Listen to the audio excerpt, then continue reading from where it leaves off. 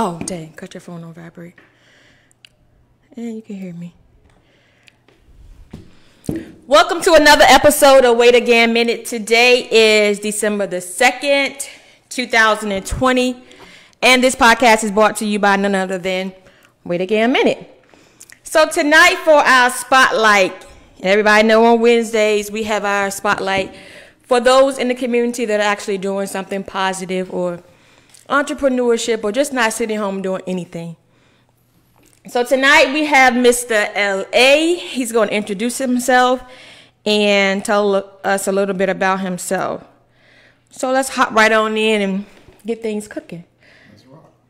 So first of all, let me formally thank you for accepting my invitation to come on to Wait Again Minute podcast. I definitely thank you. It was a great honor to be invited here. Y'all doing some great things. We appreciate that. We appreciate it. So tell us a little bit about you. Matter of fact, let me slide this mic around side up a little bit so make sure that we're going to get everything in here tonight. So make sure that we can hear him. Absolutely. So, of course, my name is L.A. Hill. I work in behavior management. I'm a behavior specialist for South Public Schools right now. Okay. I also work with children with autism. Oh, wow. And my whole focus is just impacting the youth so they can be as successful as they have been destined to be. Oh, wow. So what made you want to work with kids who have autism? Well, in behavior management, there's always different things you can learn. Mm-hmm. And a lot of schools and companies were going to evidence-based practices, which is more a scientific approach to behavior modification. Mm-hmm. So, of course, I had to go and get some more education on that, right, and learn more about that, and just different ways that we can help, that I can help grow kids and allow them to get the skill sets and tools they need. And autism, you know, it's difficult to work with if you're not knowledgeable about the behaviors, but it's also rewarding when you see autistic kids reach their goals. So that's really why I like doing it now. So do you work with kids who have, like, I know you said artistic, but do you work with kids who have like behavior issues, meaning they have like both, they're artistic and they want to fight? Like, how do you handle that? So, that goes hand in hand. It's almost like, when a baby can't express themselves verbally, mm-hmm. they normally cry, scream, and yell. Right. So kids with autism or kids in general that don't know how to express themselves in an appropriate manner, they often, act out in a negative way. So behavior is the voice of trying to get attention for an issue that you can't verbalize. So when we say kids are misbehaving, mm-hmm. It's a reason for that. And my job is to find out the reason why they are misbehaving and then come up with a solution to solve that. Now, do you have to go into their homes too? Like, do you have to do home studies and stuff like that? Yes, I do home for the students I deal with that have autism at this moment. I do one-on-one sessions with them and parent training. But it's all protocol based still because of COVID. And right. If the governor decides to peel back to stage 1, then I would have to go back to doing Zoom conferences with kids with autism. Okay, so let me stop you right there. So when you're doing the Zoom, and if we go back to stage 1, what was the transition like from going in the home to now doing the Zoom?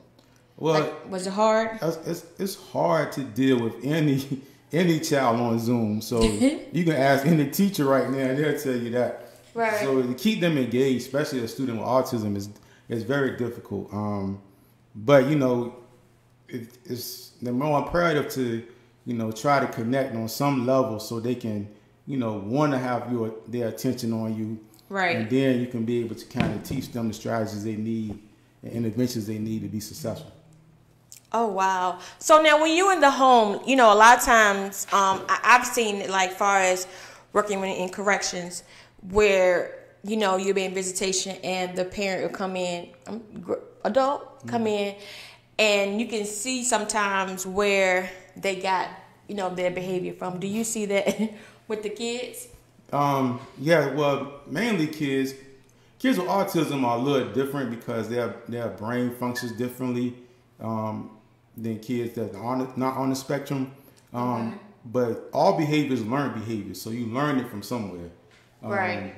So we often say when we see kids misbehave in school, and then the parents come in for a conference, and they'll be like, "Oh, I see why." Right. And that's exactly what I was going to say. What was my point exactly. Do you see, you know, or sometimes is it that the kids, like you say, they act is a reason for them acting a certain way? Do you think it's because a lot of them don't take their time with them, or they probably just have a lot going on and they're just like frustrated with the child? Absolutely. Now, this is no slight on the parents, because if when you know better, you do better. Right. So a lot of things that we was taught growing up, you know, it's hard to do that now, because kids are a lot more different than the generations that we had and the generations before us. So you have to take into account. Now, when we was, you know, 10, 11, 12, 13, we had none of the knowledge that these kids have now. Oh no, they coming out the womb with some stuff now. Right. So it's evolution, but it's also access too. It's like my granddaughter can operate her iPhone like better than me. Right. You know what I'm saying? Yeah. But I didn't have an iPhone when I was 4. Oh no. So my mind wasn't working like this. So they are more inquisitive. You know what I'm saying? They are more. Their intellect is on a different level. Right. Than ours was, because all we did was, you know, go outside and play, and we was just playing tag and you know what I'm saying, so, you know, just games like that. But these young kids are actually working computers, knowing how to, you know, interface with other people on the web, and it's a lot different. So we have to look at it at a different perspective when we talk about disciplining our kids or trying to motivate them to do better in academics or behavior. Right. So when you're working with the parents, what is your take on that? Like, do you have a pushback, or for the most part, do they, you know, kind of go along with what your treatment plan is? Yeah, we do parent training, and oftentimes, like I said, parents really don't. They only go by their level of expertise. So whatever their experiences are, that's what they go with. Yeah. But I have to tell them, like, you asked me to come in here to help. You know what I'm saying? So I'm going to give you some suggestions and interventions that you can do. Now, if you implement them, I'm pretty sure that you will see some progress in your child's behavior. But if you keep doing the same thing, you'll keep getting the same results. Right. So it's just about getting them to buy in. And once they see how their child interacts with me because of the things that I do with their child, then they be like, okay, it does work. So let me go ahead and listen and try to implement those things as well. So now, do you get attached to the kids? Because I can only imagine, especially like some of them who you've seen, you know, you've set forth through whatever the treatment is, and they've actually done it, and you're seeing progress in them. Do you get attached to them? Well, that's the difficult part of it. I really don't get emotionally attached, but I am attached to their success. Okay. So once I see them succeeding, you know what I'm saying, that's my ultimate goal. Because it's, you know, I hate to say it's not personal, you know what I'm saying, but my job is to change your child's behavior.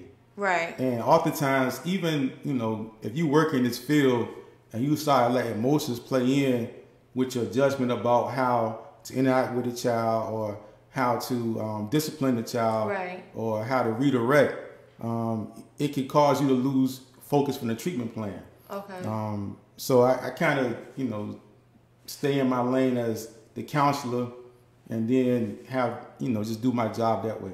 Okay. Well, that's very interesting, because, you know, I mean, I can only imagine, you know, you being home and then you getting close to them. So you actually staying professional. You're not crossing that line, which, you know, everybody tells you when you do what policy says, it actually covers you anyway. Absolutely. And my whole line is, the parents ask me to do something, you know what I'm saying, or a child may request something, right. My first line is against company policy. I can't do that. Boy, well, you might need to teach a class on that because, I mean, I tell our employees that all the time, do what policy tells you to do because in the long run, it covers you. It keeps you from, doing things that you shouldn't be doing. Absolutely. And the first time you don't, it's, oh no, you were doing it now, now you're not. Exactly. So that's good. So what made you get into what you're doing? Wow. So, I used to, while I worked in education, Okay. Of course, when I finished school, and then I started to see that children have difficulty learning because of their behaviors. Okay. So then that made me want to get into behavior modification. So once I got into behavior modification and able to help the students change their behavior so they can learn to be more attentive and on task and focused, that's more rewarding to me. So that's when I, got into behavior modification. I've been in it for 23 years now. You old. Yeah. Oh, you old.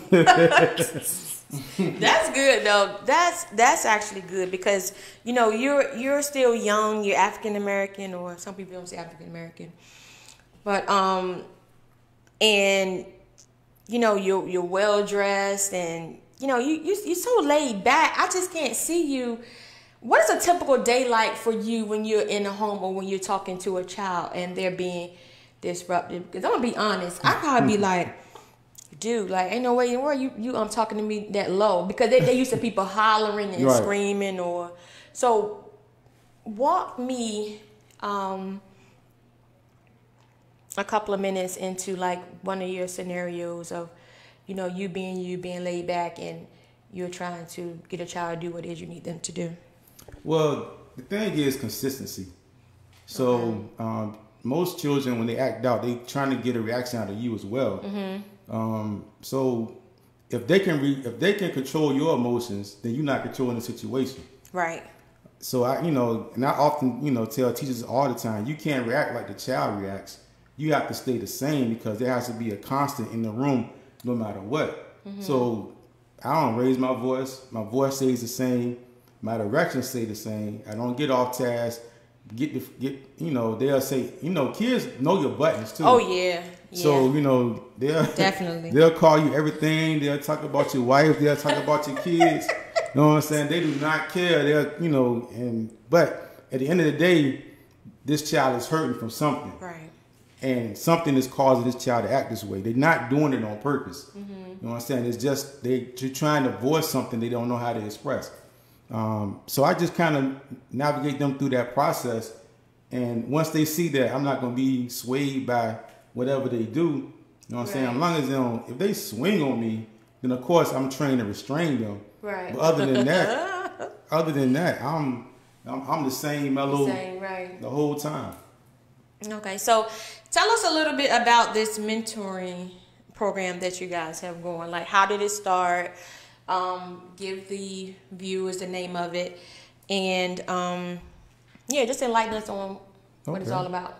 All right, so it started in 2016. Okay. Me, Ro, and Dominique, we was just asked to come to Lakeland High School for a mentoring session, and they just happened to pair us together. So wow. Yeah, okay. It was all three of us in the room in Lakeland High School talking to a group of boys. And the vibe and energy was crazy between us. So we was like, yo, we need to go ahead and just start something. Right. So we sat down, we talked about it. I came up with a curriculum, came up with the mission statement, the vision. Then we became a nonprofit. Of course, got the board together, and just when we just started mentoring from that point.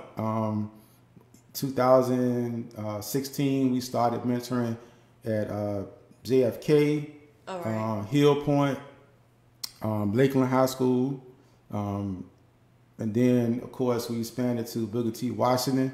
So isn't Hill Point and Booker T. elementary? Well, it was at Hill Point, and then once our numbers got low, because we did have a lot of people assisting at first, then we had to kind of peel back because we were stretching ourselves too thin. Okay.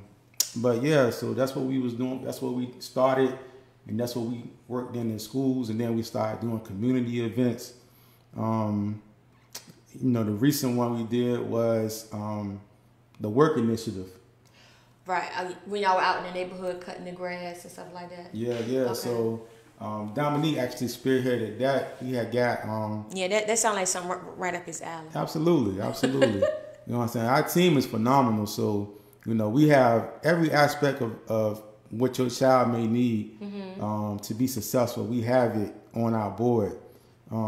So how do a child get in this program? So basically just email or hit us on the Facebook page, Enlightening Minds Mentoring. And I know, it's been kind of tough during this season of COVID. Right. And I know we have, a few parents that reached out to us. And, we're trying to, make sure that we can get a consistent schedule for them. Right now, we're in the works of trying to set up a Zoom mentoring session twice a month. So the kids can just log on and we'll be up there giving direction and instruction and motivation to be great. And that's our whole slogan, be great. So we're working on that part now. So it'll definitely be rolling out within the next, by the first of the year, actually. Okay, so what do, when it wasn't COVID, how long, how many days a week did you guys meet, or how many times a month? Well, the summer initiative was, it was Monday through Saturday. Oh, wow. Yeah, so we had, we would meet in Saratoga, get the lawnmowers, or we would meet, in not Hollywood, Lake Kennedy, pick up the kids. We had a lot of clients that contacted us about needing that grass cut. And, those kids was working hard. And we was hoping just to keep them busy and wear them out so they wouldn't be running the streets. Right. So, and it actually, because it was two, I wouldn't say there was gangs, but just two different groups of individuals that was beefing with each other. So Dominique was like, we got to get these kids together and work them as a team. So, like I said, he spearheaded that. We got them together. He was like, look, I know y'all got issues, but I need y'all to squash that and make some money. That's right. So don't let nothing come between your money. Right. So, it was a little, little incidents here and there, but them guys work. Them guys are intelligent. Them guys, they got great character. You know what I'm saying? But it's so much around them, negative influences around them. It's hard to remain positive. So we tried our best to keep them and instill in them what it takes to be successful.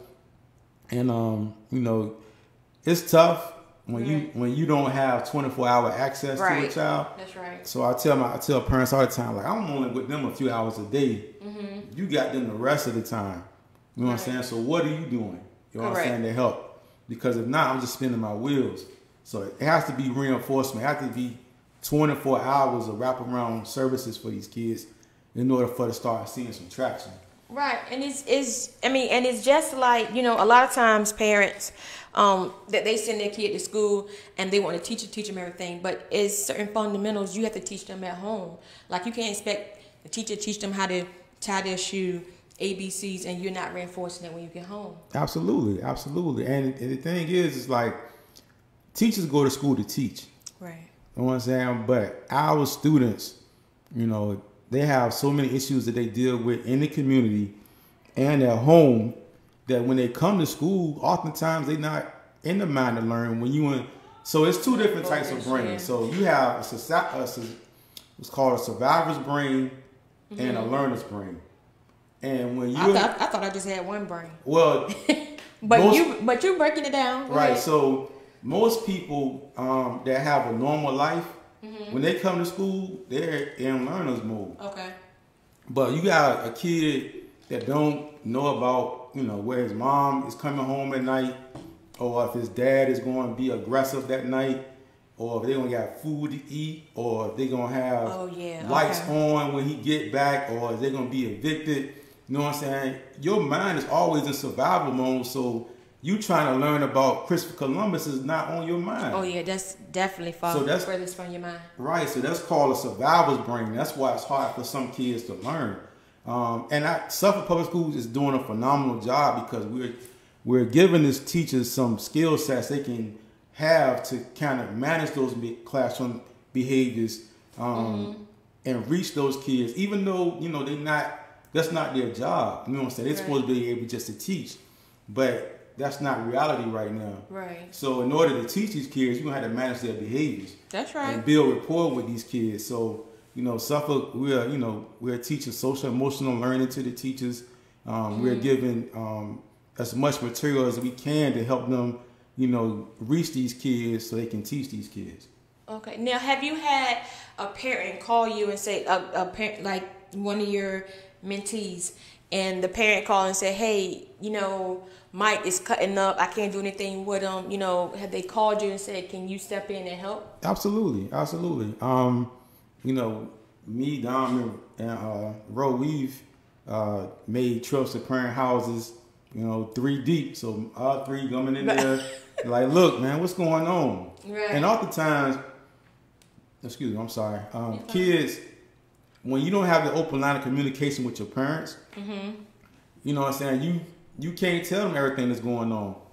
But they have, instilled their trust in us because we build a rapport with them, not judge them about what they thinking or how they feeling. And they'll tell us what's bothering them, and then we're able to solve it. But that's why I tell parents all the time, you have to have a window where you can say, this is a no judgment zone.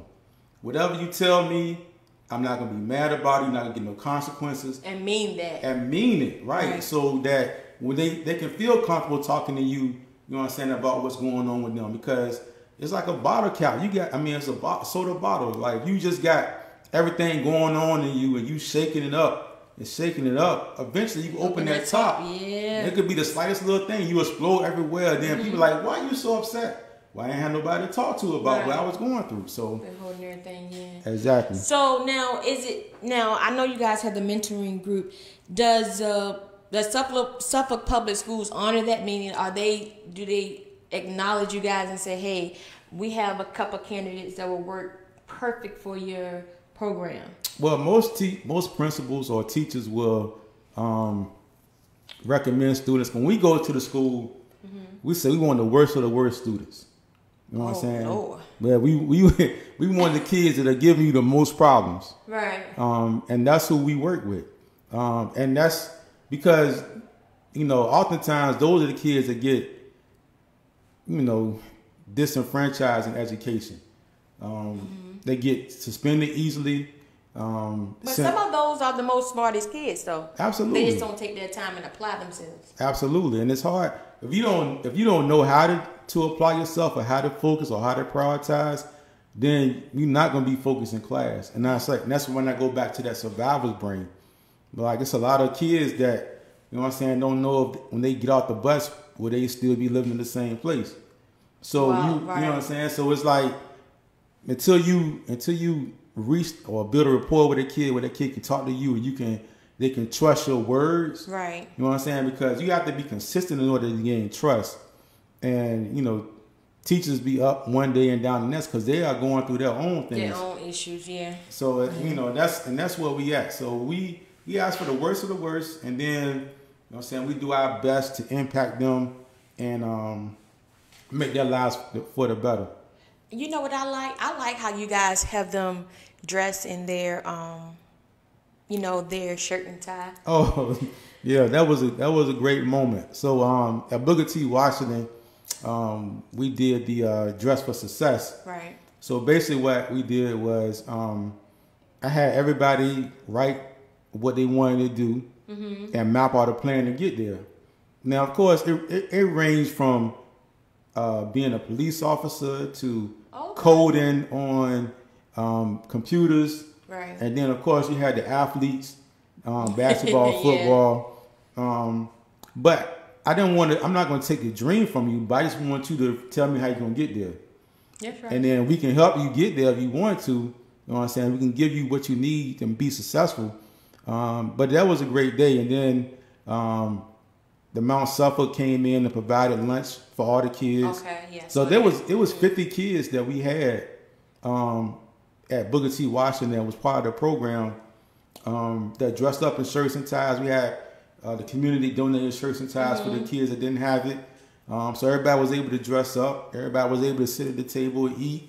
Right. Yeah, so it was a great day. It was a great day. And then, you know, I mean, those kids were sharp hell, and they, you know, some of them I can imagine may never have even have never worn a shirt and tie before. Right. So you're really taking them out of the element and showing them something different. Absolutely. So, you know, I applaud you guys for that. So how do you guys, I know you say you're a nonprofit, so people donate Yes. to you guys. Yeah, we get all our thing. Everything that we do comes from the community. So when we take trips to DC, she'll give us tickets to see WNBA Sierra play. Okay. We'll raise money for the travel expenses and for the food that we feed the kids. And those type trips are the type trips that these kids need, because exposure is the biggest part of having a vision. So if you haven't been exposed to anything but what you see you see every day, right? How are you gonna say, "Well, I'm gonna dream bigger than that"? So we try to take kids out of the community, out the city, so they can see other things and have a vision on how they want to live. So those type of events. Then of course the sneaker drive. Oh yeah. Where we take kids to the mall, let them pick out their own shoes. And we have that's good, because a lot of some kids may not even and it's sad to say, but it's definitely reality. Some of them, if you guys hadn't have taken them, then they may have not absolutely sneakers that year. Absolutely, and that's why we wanted to do it. Like we know everybody gives school supplies, right. but we all know that first day of school outfit. Yeah. The fresh kicks and the outfit laid on the bed. You know what I'm saying? That's a good feeling. So we wanted to make sure that we was able to provide as many kids as we could with that feeling on the first day. I know it's tough. Society judges you by the way you look instead of by the content of your character. And our kids are ruthless. So, they were. I was like, good gracious, man. Y'all is terrible. But that was our main purpose for doing that, and we've had several successful years. Of course, we couldn't do it this year, right? But hopefully we definitely will continue once things calm down with COVID. Okay, so that sounds good. So have you guys had success stories where you've had them, to actually graduate and go on and do something, and being productive within the society? Absolutely. So even like just today, Ro posted a picture with kids that we mentored at JFK.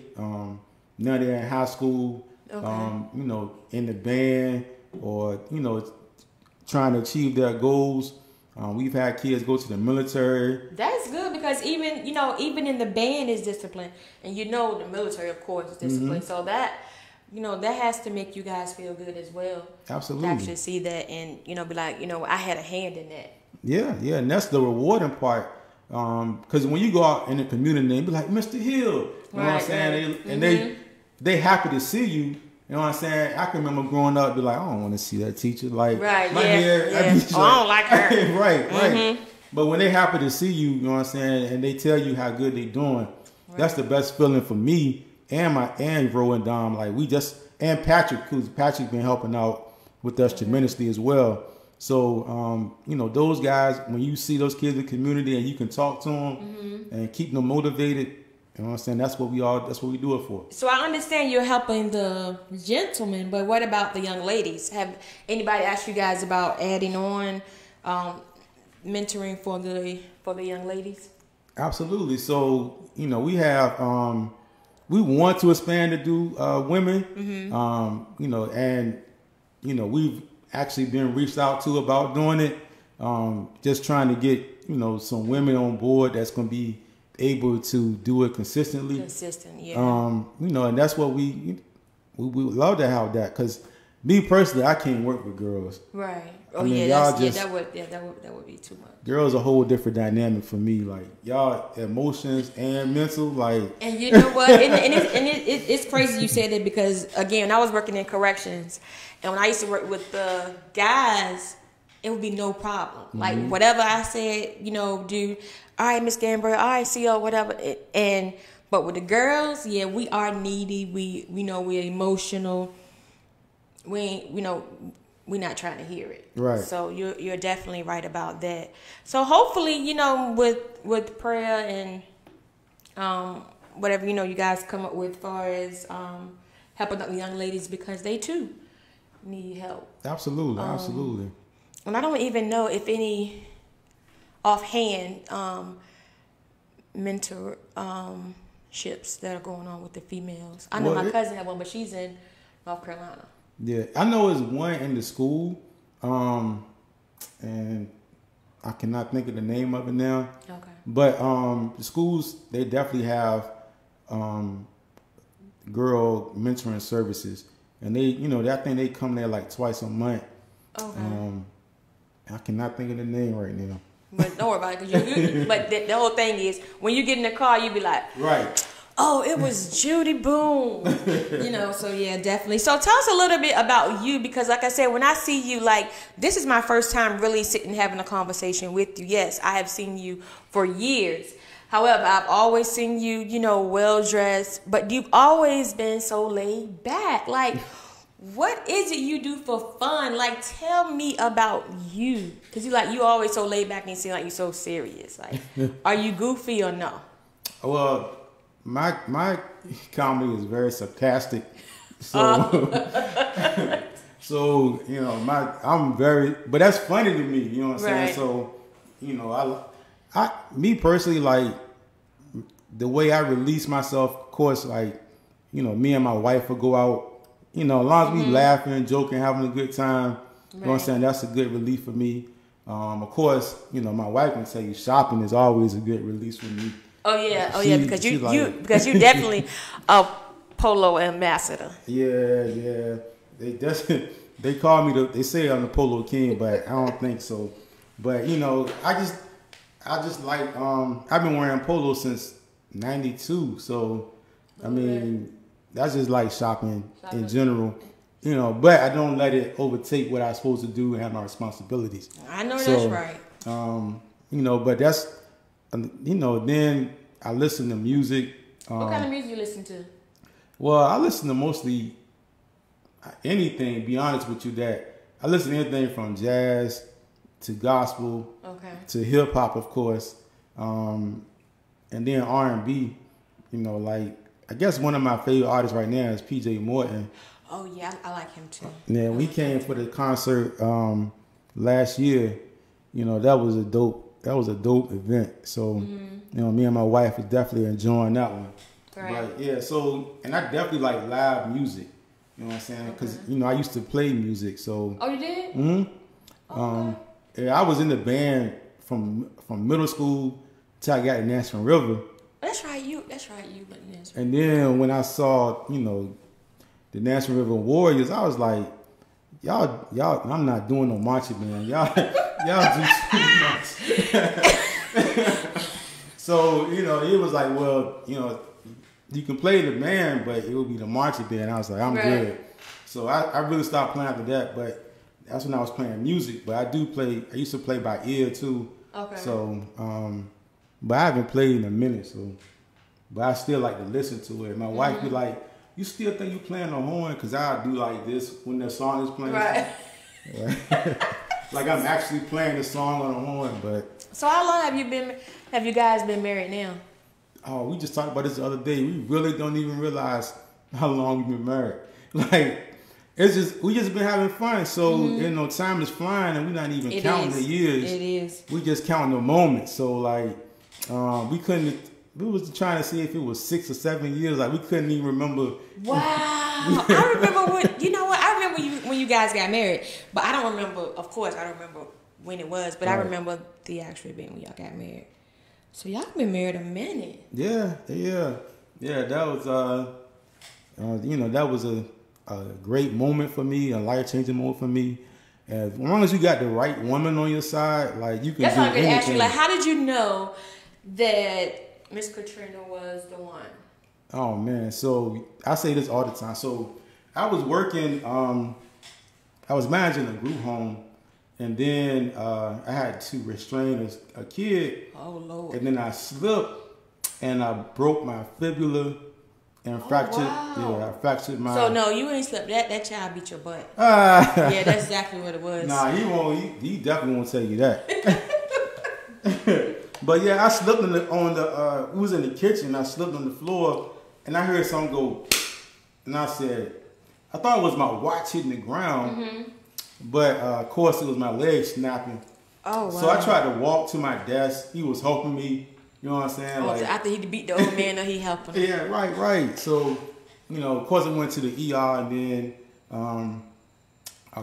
they said, well, you gonna have to get a rod and 6 screws in it. So I did that, and I came home. But, you know what I'm saying, workman's comp took forever. And we, Trina, she was like, well, you know what I'm saying, just, stay here.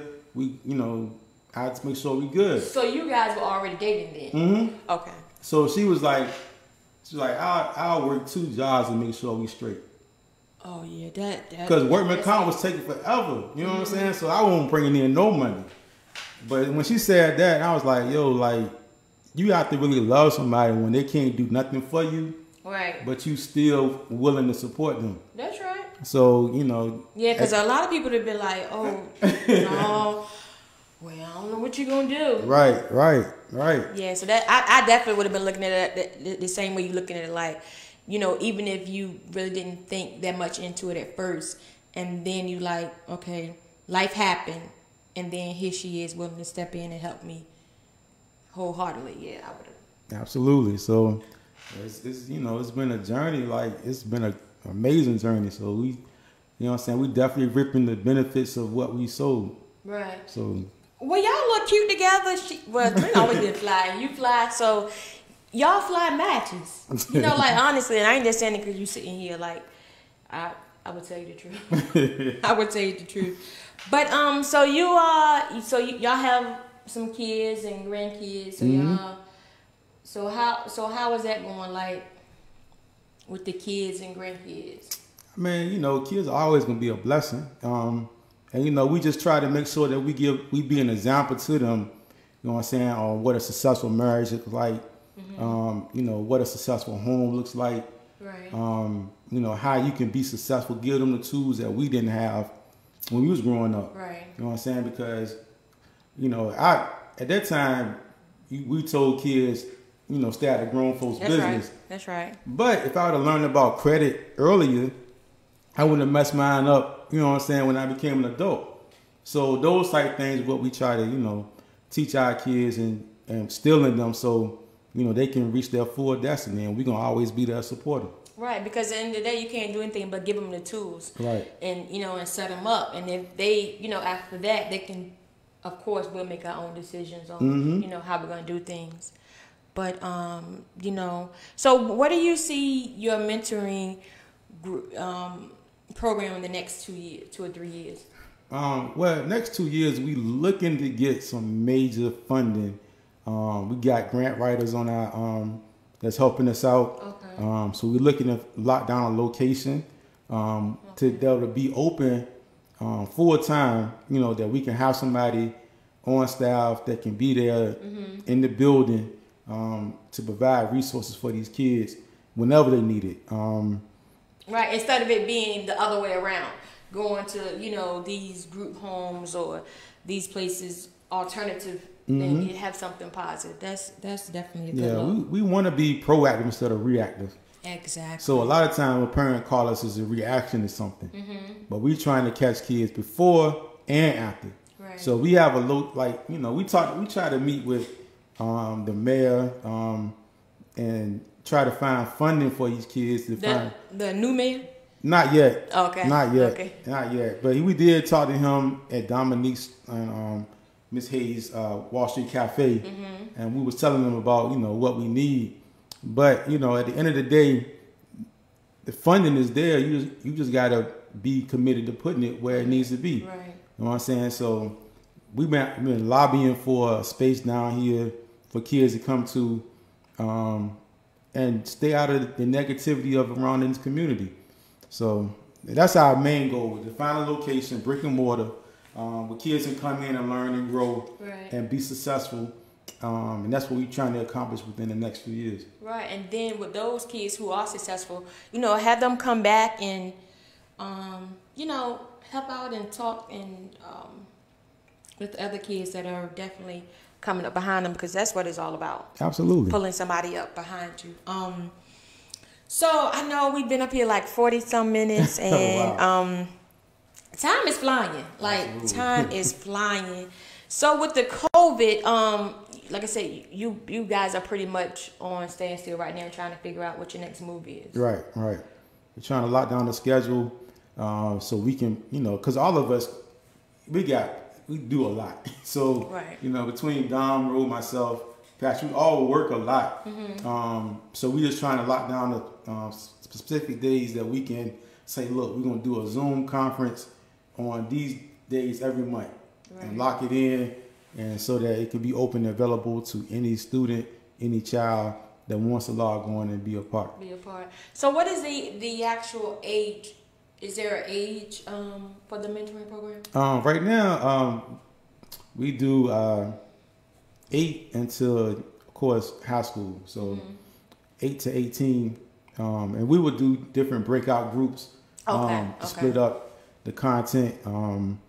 And that's how we plan to roll it out. Okay, well, I wish you guys the best. I'm not gonna say luck. Appreciate it. The best of of course, continued blessings, and Wait Again Minute is here for you guys, and we don't just say that, we actually are. If you guys have something going on, or are in need of something that we can help with, we'll definitely do it. Absolutely. I appreciate that. We do have one event that oh Lord, now I was joking. So you put it out there now, you can't take it back. No, what's going on? But we actually doing we got with some other businesses in Suffolk. Okay. And we're doing a Christmas program for the youth.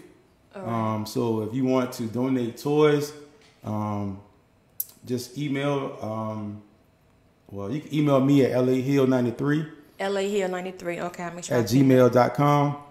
And, let me know if you can donate some toys so we can bless the kids in Suffolk. Okay, now when we're doing that, is it, do you already have a list together, or is like a certain age group bracket, or? Oh, yeah. So what the plan is to, we're going to have families that we're going to bless. Okay. But the more toys we got from the age groups, you know what I'm saying, of, infants to 18 years old, mm-hmm. The more families we can bless. Okay. So, and once you email me, I give you the directions into, where you can drop it off at, and how we're going to be distributing the toys. Okay, definitely. Well, I'll get with you on that, so you can give me the information. We'll definitely do what we can, to be of assistance to you guys. So with that being said, we always ask, but before I say that, can you let our viewers know where they can find you guys, like as far as your social media pages and stuff like that? All right, so we on Facebook, of course, Enlightened Minds Mentoring. Enlightened Minds Mentoring, okay. Mm-hmm. We also on Instagram, same title, Enlightened Minds Mentoring. And of course, you can reach us by Gmail at Enlightened Minds Mentoring. So those are the 3 avenues you can get in contact with us, or follow us and see what we are doing, and just continue to support us, because the community makes us grow to be able to help these kids. That's right, and the kids are the community. Absolutely. So we definitely need to be there for them as much as possible. But with that being said, again, I definitely appreciate you for stopping by. You can stop by anytime. You can stop by. And now that I talk to you, so when I see you, I'm gonna be talking to you, and we're gonna be chopping it up, and hopefully we can work together on some things as well. But as I was ready to say, we always ask our guests who come on Wait Again Minute for some encouragement or just some words of wisdom or what they see for Wait Again Minute. Well, and Tom, do the same way. Well, you know, I think y'all should keep definitely doing what you're doing. You know what I'm saying? Stick with your vision, and then evolve it when it needs to grow. Don't think too small. Always be motivated, even when motivation is not just, you're not going to have it every day. So you said a mouthful there. When you're not motivated, you have to be disciplined. Right. And once you master that, you know what I'm saying, there's no end to what you can accomplish. I mean, y'all guys are already, you ladies are already doing great things, and you know you're steadily growing. And as long as you keep, you know, putting your best foot forward, you know what I'm saying, being dedicated to the cause and being excellent in everything that you do, success is going to come. Even more success. So I probably, you know, next thing I'll probably be seeing y'all on iTunes, Spotify. You know what I'm saying? Y'all, I'm speaking it now. That's you know right. That's right. You're absolutely correct. See how y'all own syndicate show. You know what I'm saying? So that's what I see for y'all. You know what I'm saying? So I can't wait for it to happen. I definitely appreciate that, and we would definitely, when it happens. That's right. When it happens, we would definitely pay it forward. Yeah. Definitely pay it forward. So with that being said, again, I want to thank you for stopping by Wait Again Minute Podcast. And also one more thing. Wait Again Minute. I want you to say that in your own way. Like, you can say, like, wait again a minute, wait again. However you want to say it, but say it in LA way. Besides the laid back LA. All right, so listen, I need y'all to wait a glam minute. Wait again a minute. You heard what he said, y'all. Wait again a minute. So tune in.